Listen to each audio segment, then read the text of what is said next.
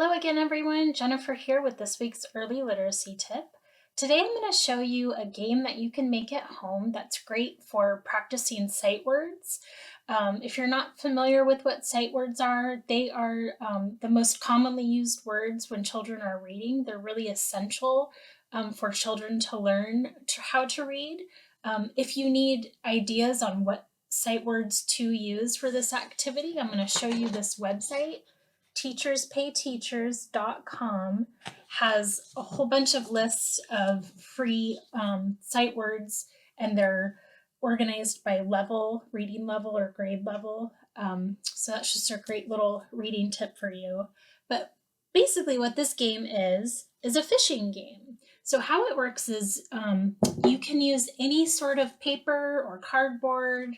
I'm using foam sheets that I had left over from another craft at home.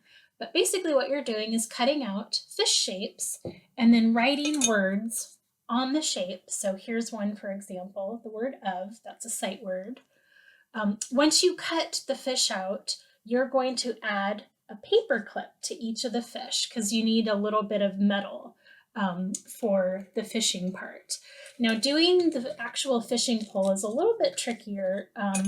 So it's just a simple little dowel rod that I got at the dollar store and twine, and then a magnet that I had on hand. Because my magnet was so small, I needed to hot glue it on. So that's an option for you. You can even just use a refrigerator magnet if you have that.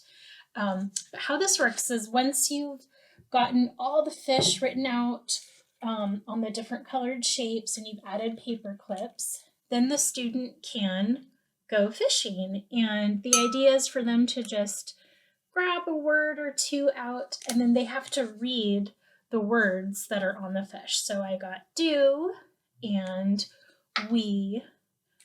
You can really modify this to fit the reading level of your child. Maybe they're not even reading yet. Maybe you just want to practice colors. Maybe you just want to practice letter recognition.